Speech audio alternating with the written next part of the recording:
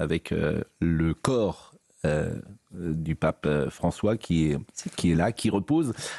Est-ce qu'on n'est pas dans la tradition, c'est-à-dire qu'il est déjà dans son cercueil, c'était sa volonté, alors que les papes étaient exposés généralement, et on se souvient, alors je ne sais pas si les fidèles pourront passer devant ce cercueil émérique. Pour l'instant, il est à la chapelle de la Maison Sainte-Marthe, où il avait choisi de résider plutôt qu'au palais apostolique.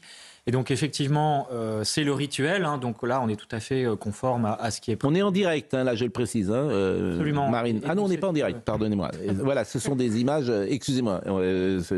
Marine Lançon me parlait en même temps que je vous ai coupé la parole, mais on va les revoir d'ailleurs ces images. En fait, c'est au moment où le décès est constaté officiellement, effectivement, il est prévu qu'il soit porté donc dans son cercueil et qu'il y ait une première prière en présence des cardinaux qui sont chargés d'organiser ensuite les choses. Ces cardinaux doivent se retrouver ce matin, au moment où on parle, pour décider justement notamment de la date des obsèques et de la suite des événements. Et c'est ensuite, à partir de demain, que son cercueil sera exposé à la basilique Saint-Pierre.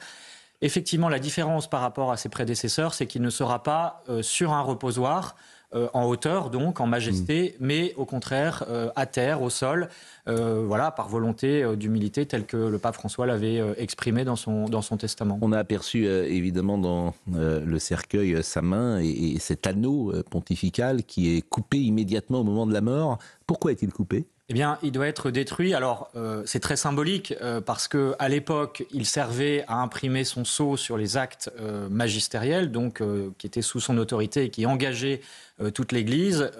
Aujourd'hui, on le coupe en deux pour manifester que plus aucune décision majeure de la vie de l'Église doit être prise en attendant l'élection d'un nouveau pape. Donc en gros, les cardinaux qui vont assurer cette période de transition vont administrer les affaires courantes, décider de l'organisation des choses, et ça va être aussi très important, bien sûr, mais ils ne pourront pas prendre de grandes décisions, encore une fois, importantes pour la vie de l'Église.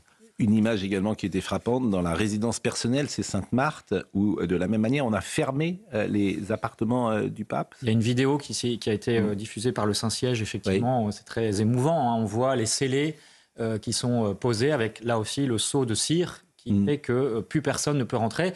Là encore, c'est une tradition qui, à l'époque, empêchait que les cardinaux se précipitent dans la dernière demeure du pape pour récupérer des objets, des reliques peut-être, s'ils pensaient que le pape était saint.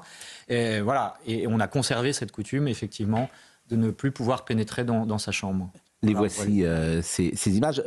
C'est Sainte-Marthe, hein, ça, on n'est pas dans... Voilà, parce que depuis le départ de son pontificat, le pape a préféré vivre dans la résidence Sainte-Marthe, au milieu parfois d'ailleurs des visiteurs, au milieu parfois de la curie romaine. Qui est à Sainte-Marthe à part... Alors, vous avez, en fait, au départ, la maison Sainte-Marthe, c'est une maison de passage pour les prêtres et les évêques, les cardinaux qui ne résident pas à Rome de manière habituelle et donc se rendent au Vatican, peuvent loger là. Il y a des religieuses qui sont là pour s'assurer du service et de tout ce qui est nécessaire.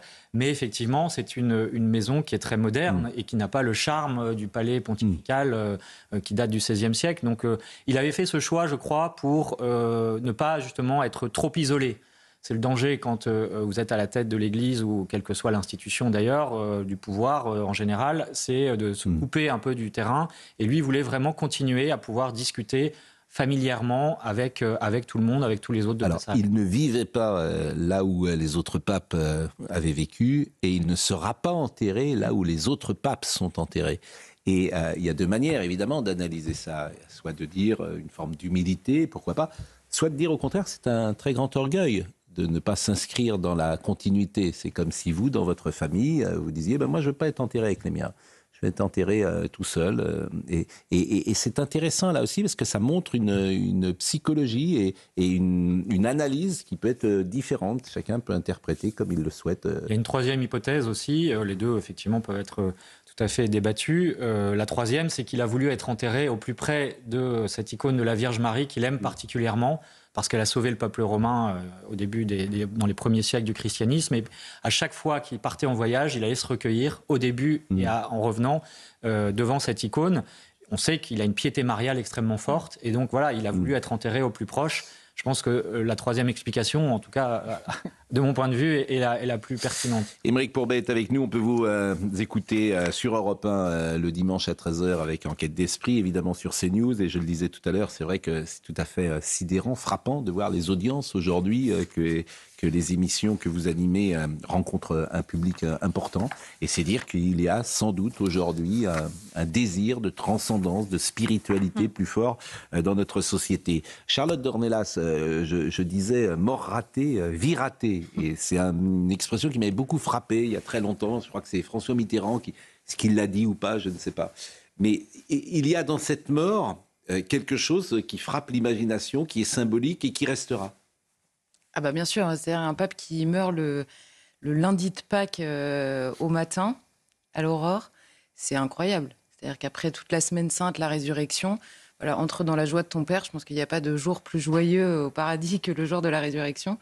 Donc c'est magnifique comme date de mort, pour n'importe quel chrétien et pour un pape, évidemment. Moi, ça m'a beaucoup ému, pour tout vous dire. Le lundi matin, j'ai appris la mort du pape, je me suis dit, c'est incroyable. C'est incroyable.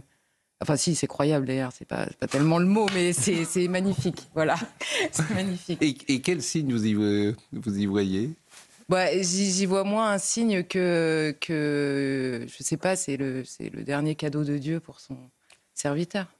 C'est une belle date de mort, quoi. Enfin, on peut y voir un signe et aussi une abnégation personnelle, parce que lui aussi a voulu aller jusqu'au bout de cette semaine sainte et servir la messe jusqu'au bout, servir le matin de la résurrection.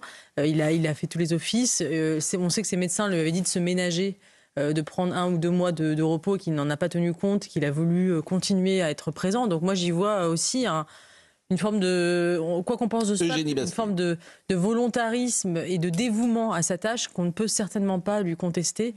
Et ce fait qu'il il a jusqu'au bout, il a été présent. Alors on se souvient que Benoît XVI avait démissionné de sa tâche, de son pontificat. Là, on a un pape qui, jusqu'au dernier souffle, a tenu sa mission de pape.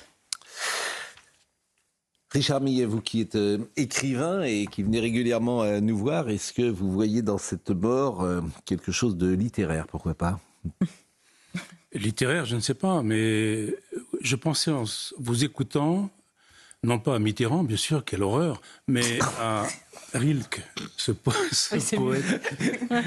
Écoutez, en ce jour de réconciliation chrétienne, Richard Millet. Je suis extrêmement chrétien, je suis catholique, pardonnez-moi, mais je peux aussi ironiser sur quelqu'un que je n'aime pas. Bien sûr. Mitterrand. Qui était lui-même catholique. Ouais. Ouais. Bon. Il était ou qu'il l'avait été. Qu'il l'avait été, d'accord. Je dis parfois qu'il y a des balles perdues dans cette émission quand on ne s'y attend pas. Donc, voilà. François Mitterrand, peut-être si sa famille nous écoute, j'ai pas envie, on n'a pas envie ce matin forcément de dire du mal de lui. Ce matin.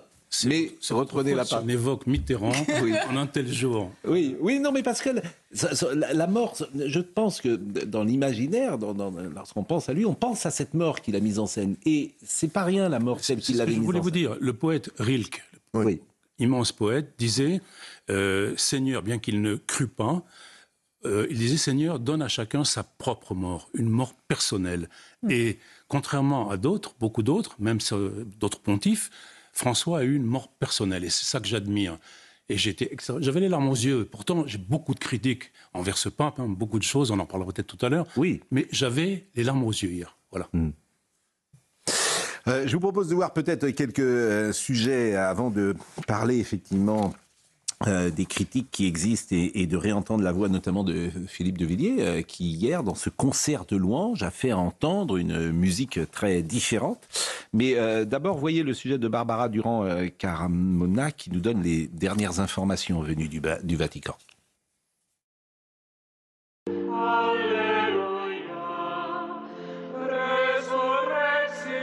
Pour cette première messe publique depuis le décès du Saint-Père, ils sont venus par milliers. Sur la place Saint-Pierre au Vatican, les fidèles marquent un temps de silence, chantent, prient. L'archiprêtre de la basilique Saint-Pierre lui rend hommage. Nous savons que la mort n'est pas une porte qui se ferme, mais l'entrée dans la Jérusalem céleste. Un moment d'union pour tous les catholiques présents, mais aussi pour tous les touristes venus vivre un moment historique. Ça touche pas mal de monde et voilà, les gens se sont réunis pour quelque chose de positif, on va dire. Bah oui, pour nous c'est très important de venir. Franchement, c'est très émouvant ce qui s'est passé. Surtout que le jour il est assez important. Dans la soirée, le corps du pape est mis en bière dans la chapelle de la résidence Sainte-Marthe au Vatican. Les portes des appartements pontificaux sont ensuite scellées. La dépouille du souverain pontife devrait être exposée à la basilique Saint-Pierre à partir de mercredi. Ses funérailles, elles, devraient se tenir entre vendredi et dimanche. Je disais tout à l'heure, on va le réécouter, Philippe de Villiers, généralement lorsqu'une personnalité, lorsqu'un pape tout simplement disparaît, il y a un concert de louanges. Et Philippe de Villiers hier, ça m'a étonné d'ailleurs, il a été assez vif sur les critiques qu'il adressait au pape François. Donc je vous propose de le réécouter et peut-être d'entamer entre nous quelques dialogues, quelques conversations là-dessus. On doit respecter la mort, et en particulier la mort d'un pape. Mais moi, j'ajouterais ceci, on a le droit d'analyser, parce que le pape est un chef d'État, et le pape est un chef d'Église. Et l'analyse que je fais est la suivante, en résumé.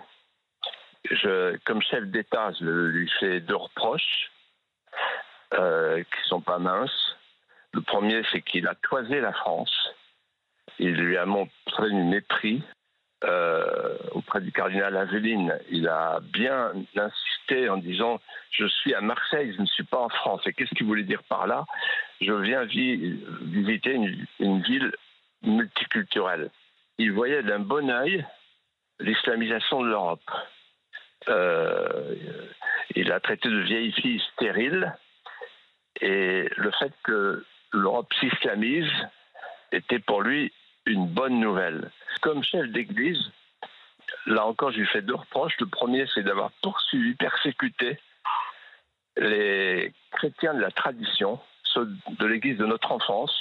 Et pendant qu'il poursuivait cette minorité-là, celle de la tradition, il en appelait à toutes les minorités à travers ce qu'il appelait les périphéries. Donc les minorités de la diversité, les minorités ethniques, les minorités sexuelles, les minorités du wokisme. En fait, c'était un pape woke, le pape des minorités, le pape des périphéries. Bon, Aymeric, les mots sont forts. Persécuter les chrétiens de la tradition. Bon, je pense que faut prendre cela de manière métaphorique. Mais qu'on comprenne bien, si aujourd'hui une messe est célébrée en latin, est-ce que le prêtre qui officie peut pratiquer cette liturgie ancienne? Bien sûr. Il a le droit. Il a le droit. L'Église l'autorise. L'Église l'autorise. C'est un rite qui n'a jamais été aboli depuis qu'il a été fondé au XVIe siècle par le Concile de Trente. Donc, effectivement, ce qui est vrai, en revanche, c'est que effectivement, les conditions d'exercice de pouvoir dire cette messe-là, cette messe traditionnelle, ont été durcies sous le pontificat du pape François. C'est-à-dire que sous certaines conditions, il faut une autorisation, notamment des évêques, qui jusqu'à présent c'était le Vatican qui décidait. Là, ça a été confié aux évêques, avec une incitation aussi à regarder de près si effectivement le prêtre ou les fidèles, la communauté de fidèles pouvait être autorisée à avoir ce type de sacrement. Donc là, effectivement, il y a un vrai sujet et qui, je pense, ressortira lors des discussions. Eugénie Bastier. Non, je voulais revenir sur la qualification de woke concernant Pape François. Je ne pense pas, moi, que ce soit on puisse dire que c'est un pape woke. Il a mis en avant la question sociale. Il a critiqué énormément les pays occidentaux sur l'immigration, mais il restait assez conservateur sur les questions sociétales qui sont le cœur du wokisme aujourd'hui. Je pense à la question de qu'est-ce que l'homme, qu'est-ce que la femme, la différence des sexes, qui quand même... Mais ça, c'est pas être conservateur, c'est ce que je disais tout à l'heure, c'est être catholique. Oui, voilà. Mais je pense que justement, il y a une dimension qui manque, à mon avis, c'est la question du décentrement par rapport à l'Occident. C'était un pape, c'est le premier pape non européen, ne l'oublions jamais, et je pense que c'était un pape plutôt tiers-mondiste, plutôt que woke, tiers-mondiste, c'est-à-dire qu'il a mis l'accent sur la périphérie de l'Église, c'est-à-dire les populations non occidentales dans l'Église. Il a été très sévère avec l'Occident, ça on peut le dire, le constater. Il avait un regard, je pense qu'il ne comprenait pas l'angoisse existentielle des peuples occidentaux concernant la question identitaire et la question migratoire. Je pense qu'il était indifférent profondément. Il était indifférent aussi aux menaces de l'islamisme, ça on peut le dire. Il n'a jamais pointé ces menaces-là. Il était un peu dans une forme de dialogue interreligieux un peu naïf, parce que je pense que ça vient aussi du fait qu'il n'était pas occidental. Il ne comprenait pas l'Occident. Mais je pense que la question du wokisme, anti-wokisme, progressisme, c'est une question qui est à l'intérieur même de l'Occident. Lui, il est en dehors de ça. Et donc, c'est pour ça qu'il était... on ne peut pas dire qu'il était progressiste. Joseph Massescaron. Alors, je pense que ces premiers combats, il ne faut jamais l'oublier, il les a menés contre la théologie de la libération. Donc, on fait quand même... c'est pas très woke, hein, le combat qu'il a mené, c'est moins qu'on puisse dire, contre la théologie de la libération, qui a failli à un moment donné emporter toute une partie de l'Église en Amérique latine, il faut le dire. Ça, c'est le premier point. Le deuxième point, je crois que fondamentalement, c'est un pape, pardon, hein, j'enfonce une porte ouverte, mais tant pis, c'est un pape jésuite. C'est un pape jésuite. C'est-à-dire que, par exemple, sa sensibilité missionnaire, il la veut intégratrice. D'où, comme tous les jésuites l'ont voulu depuis le début. Et on ne prend pas ça assez en compte. On ne prend pas assez en compte le fait qu'il y a un certain nombre de témoignages de cardinaux même qui disent mais il était extrêmement avenant, souriant, mais dans la réalité, il était extrêmement rude. Alors, il était extrêmement rude parce que aussi, il avait une vision pyramidale également de l'Église. C'est-à-dire, il avait les deux éléments à la fois. C'était un pape jésuite, et j'ajoute juste un dernier point, parce qu'il y en a tellement à développer pour montrer que c'est ça. Et je ne pense pas que de sitôt l'Église remette à sa tête un pape jésuite. Je pense que ça n'arrivera pas avant un bon moment. C'est que le dernier point, c'était sur la Chine, où là, évidemment, il a permis en quelque sorte la revanche des jésuites. Alors, le cardinal Sarah, c'est intéressant parce que c'est l'anti-François. Je peux le présenter comme ça ou pas, Émeric Courbard? Ils sont tous les deux catholiques. Je pense non occidentaux. Ce serait une erreur de le présenter comme un opposant au pape. Oui, mais certes, ils avaient des options. Je dis pas opposant, je dis anti-François. Et quand j'entends ce que vient de dire Eugénie sur la méconnaissance de l'Occident et du défi existentiel de l'Occident, lui, le cardinal Sarah, le prend en compte. Je sais que vous l'avez rencontré, d'ailleurs, Charlotte Dornelas, et Sonia Mabrouk également l'a rencontré. Donc je voulais vous faire écouter ce que dit le cardinal Sarah, qui est un message extrêmement politique. C'était il y a quelques mois sur Europe 1 avec Sonia Mabrouk. L'arbre a beau être énorme, grand, s'il perd ses racines, cet arbre meurt. Un fleuve peut être majestueux, énorme, mais si ce fleuve se coupe de sa source, elle disparaîtra. Mais quelle est sa source? La source, je pense que c'est... Qu'est-ce qui a fait l'Occident? C'est le christianisme. Le christianisme a façonné l'Occident. Regardez sa culture, l'art, son histoire, sa musique. Tout est formé par une inspiration chrétienne. Et si on dit qu'on n'est plus chrétien, qu'on n'a plus la racine chrétienne, on est comme un arbre qui flotte, sans racines. Et un arbre qui flotte sans racines n'a pas d'avenir. L'Europe, à mon avis, si elle continue dans ce sens, n'aura pas d'avenir. Elle va être envahie par une population étrangère. Si on me considère comme traditionnaliste, je veux bien, mais mon idée, c'est que chacun garde ses racines, garde son origine, garde sa richesse culturelle, sa richesse historique, son héritage, et le communique à ses enfants, à ses petits-enfants. C'est ce que nous avons reçu, nous tous. Moi, j'ai reçu de mes parents ce que les parents ont reçu de leurs parents. J'ai reçu la culture occidentale, et je vais essayer de le transmettre, parce que c'est une richesse que j'ai reçue de vous. C'est ce que j'essaie de faire, moi. Je ne regrette pas du tout d'être venu en France et d'avoir une culture française. Vous dites à l'Europe, à l'Occident, cessez de vous autodétruire, en somme, si je vous entends bien. C'est une autodestruction, c'est vrai. Richard Miguel, je trouve qu'il y a une grande force dans cette déclaration, parce que ce que nous dit le cardinal Sarah, qui n'a pas 80 ans, donc il peut encore être élu pape. Il peut voter surtout. Pardon ? Voter, oui. Il peut voter, parce qu'il peut être élu à n'importe quel âge, mais il peut voter surtout. On peut être élu à n'importe quel âge ? Bien sûr. Oui. D'accord. Mais il peut voter. D'accord, mais on peut être élu sans être dans le Sacré Collège le jour du vote. Ah bah oui. Absolument. Oui, d'accord, effectivement. Vous-même, baptisé, pouvez être élu. Hein.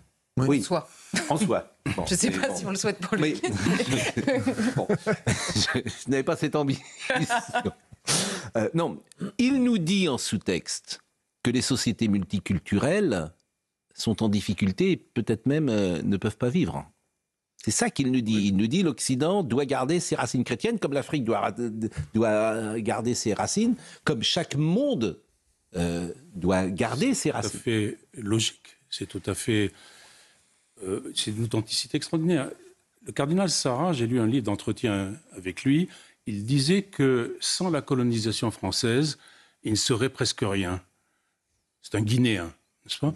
Donc, vous voyez, la colonisation l'a amené à devenir cardinal. Moi, je trouve ça absolument merveilleux. Et c'est un cardinal guinéen qui nous donne là une leçon de civilisation. Je trouve ça épatant. Pour en revenir au pape François, quand une de ses premières homélies, si je me souviens bien, il avait cité Léon Bloy. Et ça avait soulevé en beaucoup d'intellectuels de mes amis une espèce de joie immense. Parce que Léon Bloy, ce n'est pas un petit jésuite rampant. Vous voyez, c'était quand même une personnalité extrêmement voyante et tonitruante. Et après, il me semble que beaucoup de déclarations, notamment en ce qui concerne les chrétiens d'Orient de François, ou l'inaction de François envers les chrétiens d'Orient, nous a beaucoup déçus. Beaucoup déçus. Et ça, je peux le lui reprocher si je me permets de parler d'un mort, de reprocher quelque chose à un mort. Mais bon, mais le cardinal Sarah, qui était quand même très proche de Benoît XVI, dit des choses qu'on devrait écouter tous les jours. Voilà. Mais ce qui est paradoxal, c'est qu'au terme de ce pontificat, où, on vous l'avait dit, les traditionalistes n'ont pas été forcément les mieux accueillis dans l'Église, eh bien, on voit que la revivification du catholicisme en Occident passe par ces canaux les plus traditionnels et les plus traditionalistes. Ce sont eux qui apportent des vocations. Et quelque part, je me demande si ce pape François, en décentrant l'Église de l'Occident, n'a pas aussi donné un coup de pied dans la fourmilière, n'a pas réveillé les catholiques occidentaux de leur léthargie, en disant, bah écoutez, moi, je me rappelle que mon premier article que j'ai écrit, c'était sur le pape François. En devenant journaliste, c'était le premier article. J'avais écrit « Le pape n'est plus européen, nous l'avons bien mérité ». Parce que c'est vrai qu'il a mis en exergue aussi une facette qui est la déchristianisation de l'Europe, qui est aussi de notre faute à nous, Européens.